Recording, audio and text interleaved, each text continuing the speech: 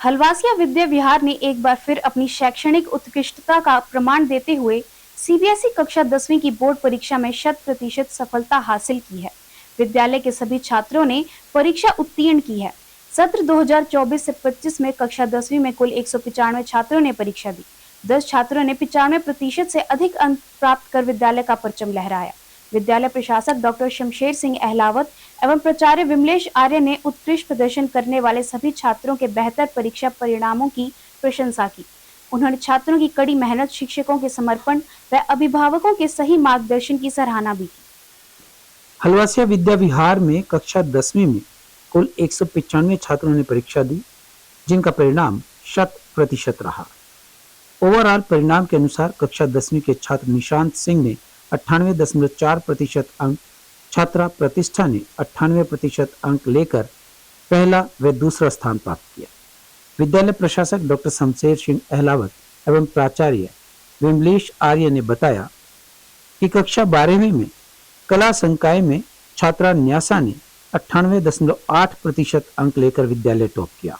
वाणिज्य संकाय में छात्रा हैली ने 96.8% अंक लेकर, मेडिकल संकाय में छात्र हर्षित ने 96.8% अंक लेकर तथा नॉन मेडिकल में छात्र पंकज ने 93% अंक प्राप्त कर टॉप किया। विभिन्न संकायों में कुल 180 विद्यार्थियों ने परीक्षा दी। 12वीं कक्षा का परीक्षा परिणाम 98% रहा। छात्रों के शानदार प्रदर्शन को देखते हुए विद्यालय प्रशासक व शिक्षकों द्वारा छात्रों को मिठाई खिलाकर शुभकामनाएं दी गई। प्रशासक व प्राचार्य ने छात्रों के उज्जवल भविष्य की कामना करते हुए उनकी उपलब्धियों पर हर्ष व्यक्त करते हुए शिक्षकों एवं अभिभावकों को बधाई दी। वहीं 10वीं और 12वीं में परीक्षा में उत्कृष्ट प्रदर्शन करने वाले सभी विद्यार्थियों को ओम की पट्टिका पहनाकर सम्मानित किया गया।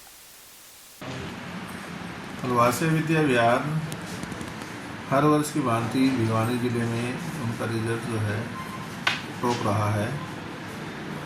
12th क्लास में कला संकाय से भाई न्यासा ने 98.8 अंक प्राप्त करके विद्यालय में प्रथम स्थान प्राप्त किया है।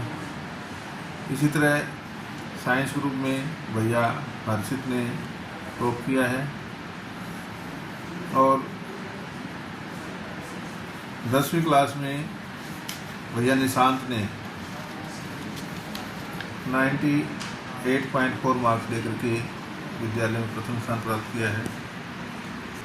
प्रत्येक वर्ष की भांति पूरे जिले में मैं कहता हूँ कि हलवासिया के विद्यार्थियों ने अपना परचम लहराया है।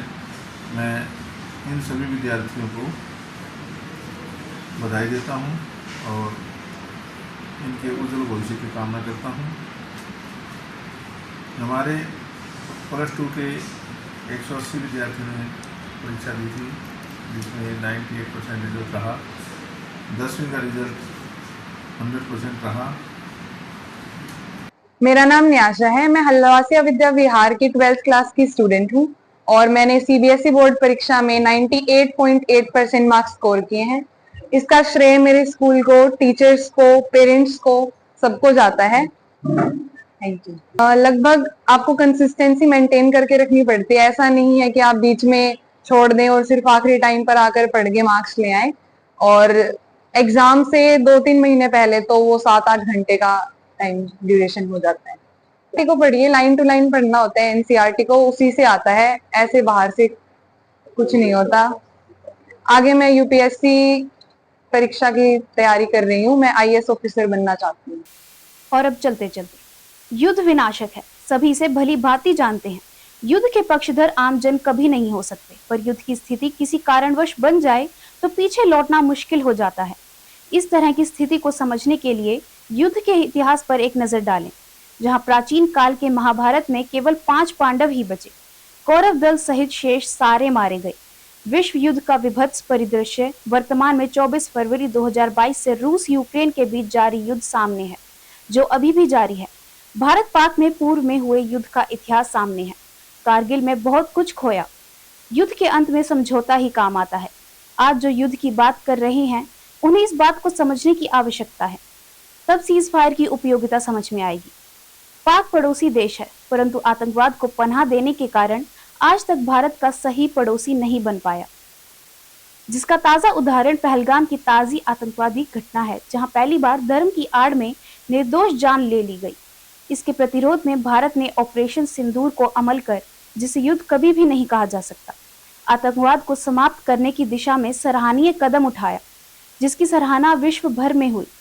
पाकिस्तान ने इसके विरोध में भारत पर प्रहार किया, जिसे युद्ध का स्वरूप कहा जा सकता है। फिर भी भारत ने उसके प्रहार को प्रभावहीन करते हुए केवल आतंकवाद को केंद्रित कर जवाबी कार्रवाई की। धीरे धीरे स्थिति युद्ध की ओर बढ़ती जा रही थी। तभी अमेरिका ने पहल कर भारत पाक युद्ध को सीज फायर की स्थिति बनाकर टालने की कोशिश की। उसके पहल पर सीज फायर की घोषणा दोनों देशों ने की, जो शांति एवं दोनों देश के अमन चैन की दिशा में सकारात्मक कदम है। पाक ने तत्काल सीज फायर का उल्लंघन कर भारत पर प्रहार करना शुरू कर दिया है, जिसके लिए अमेरिका ने पाक को फटकार भी लगाई। और अब जाने से पहले एक नजर आज की हेडलाइंस पर। हरियाणा विद्यालय शिक्षा बोर्ड ने शिक्षा निदेशालय को भेजी 100 स्कूल्स की लिस्ट। सांसद चौधरी धर्मवीर सिंह का बड़ा बयान, ऑपरेशन सिंदूर को लेकर दिया बयान। चौधरी बंसीलाल नागरिक अस्पताल में हो रही असुविधाओं को ले नागरिकों ने किया प्रदर्शन, स्वास्थ्य मंत्री को भेजा ज्ञापन।